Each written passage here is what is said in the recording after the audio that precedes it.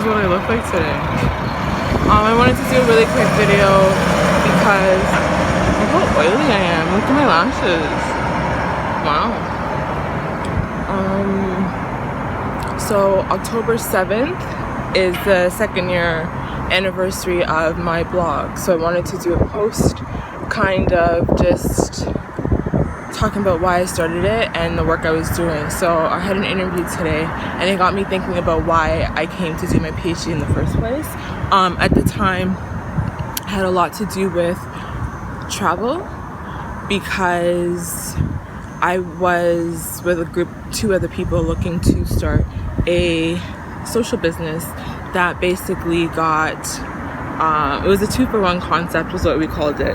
So 2 people travel, we do tours for them, and then parts of their cost helps to go to funding a trip for somebody in a low-income neighborhood. And all 3 of us had done trips earlier on in our university careers or lives, and I talked about that today too, some of my volunteer trips. But what I always wanted to know and what was always interesting to me was when I would do these tours where myself and a group of like 2 people, there's always 3 leaders. So where the 3 of us were leading people, usually a team of 12, 11, 10. And it would be for a month, so 4 weeks. The month of May, the whole month of May would be the, what is it called? The travel month. And so for that, what I would always notice is that things would go really well, but then what would get in our way of the different interpersonal relationships would somehow be some sort of a trauma. Somebody would get triggered, it would trigger some sort of an emotion, and every year after year, trip after trip, I would observe people just relationships falling apart because emotions and trauma somehow would end up in just getting in our way. Like we wouldn't know how to hold back our tongue, and then somebody would say something, but I saw emotions doing things to our relationships, and that's what I wanted to, that was my inquiry when I went back to my PhD, is for these trips, if we are going to start this business, for this trip we have to better understand relationships, human nature, and emotions, because we're going to be dealing with people, human beings that are traveling for weeks at a time, and all of these emotions are going to show up, right? So from a business perspective, that's why I went back to school to study what I ended up studying, although it was nothing like I expected it to be. The question was, what are emotions doing to us relationally? And that's what I wanted to understand. And initially it was, again, for these trips that we wanted to run, and because of my own experiences having done trips and also led them to different places, I wanted to understand what emotions were doing to us relationally. So basically that's why I ended up studying shame. Initially I wanted to look at shame, fear, and then the trauma, but those became way huge categories. Each of them individually is a lot, and those are seemingly quote-unquote negative emotions. Those are really difficult, heavy emotions to deal with. And so what I had to tell them today is, like, as there is a part of me that is satisfied about how everything has ended up for me, because it proves me right. And for those of us that like to be right and that want to win and are competitive, or A-type personalities or overachievers, is some sense of, like, I told you so. This is what shame does. It moves us away from each other. It separates us. It divides us. It leaves us in isolation. And that's it. You end up homeless on the street. Okay, bye. So to summarize, I guess what I was trying to say is that my PhD, essentially, I just found a way to make it feel so much better, all of it.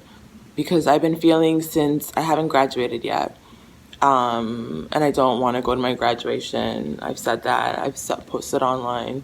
I shared another Ghanaian sister's experience of her PhD, and actually she posted a follow-up yesterday saying that she wishes she hadn't completed and gone through. And I definitely had those moments, but just now I had a moment that made it all worth it, to feel like, yes, this is why I went.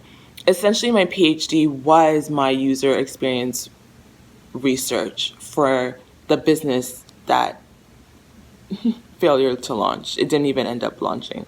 Again, like I said, we had applied for a social contest, kind of like the Lion's Den, and we presented and we pitched our ideas and we got mentored by somebody in the travel industry. And it was something that we were really thinking about taking seriously before I started my PhD. But that was the inquiry. The reason why I went back to school, especially, was to better understand people and emotions and how and what they do to us, because that is the user experience I wanted to know. Now I have the language. It's called user experience. Essentially, we wanted to understand what was happening for clients when they travel. All of the trips that I had done, where I kept on seeing emotions getting in people's ways and ruining the trip in some moments, I wanted to understand that. What was that like? Because I was a user. And so now that I reframe it in that way, to think of my PhD as me doing that user experience research, it helps. Because it's also now put me in a different level for Dee'Archives, right? Which is what I'm hoping to launch as my new business. I've been saying that for the last 2 years. This is always meant to be a business venture. For right now, it remains a hobby. I haven't, like, it can't be said to be a business proper, but I'm putting all the steps in place now to hopefully manifest that or work towards that. And if it's meant to be, it's meant to be. If it's not, it's not. It's a risk. This is my second business that I've tried. This is my third business that I've tried, actually.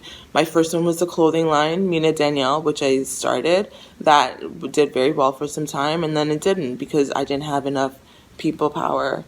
I didn't have the resources. I didn't have the money.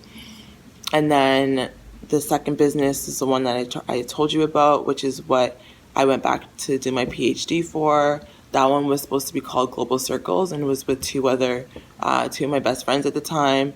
And then we all went back to do our PhDs, and we didn't survive. I'm just about to graduate my PhD, but I'm not staying in the academy because we didn't survive. Right now, I'm just trying to survive, and it helps to reframe that because it doesn't feel lost to me. That PhD doesn't feel lost. That is exactly what I needed to do for myself, not even for other people, but it's reminded me that this was for myself. These were for the business ideas that I had. I've always been interested in emotions, and I wanted to understand, like, now I know that in tech, it's called user experience. All I was doing was user experience, basically. And that makes me feel really good because I feel like I'm still on the right path. Like, that PhD is exactly what I needed to put me in the next step. Even though I'm doing a pivot and I'm still teaching. I'll always teach. I love teaching. The job I just applied for, when the questions was like, why education? It's because I'm an educator. I teach. That's what I was doing before. A lot of my close friends that I was surrounded with were teachers. Both my parents were educators. Like, I teach. Teaching is what I love to do. However, I've always struggled with the idea of teaching in a particular kind of a system. So I never saw myself as a elementary or high school teacher because just the bureaucracy. If I had some to teach within an institution, it would be within the academy as a university professor, which is also why I went to do my PhD, because there at least I have some free reign and some freedoms and some privileges that other teachers don't, although they're not paid any better. But that didn't work. And so now this is my third business, which is Dee'Archives. And this is the second anniversary of the first blog post. And these are some of my reflections, okay? So thanks for listening. Have a good day. Until next time, in solidarity. We made it 2 years. Oh my goodness.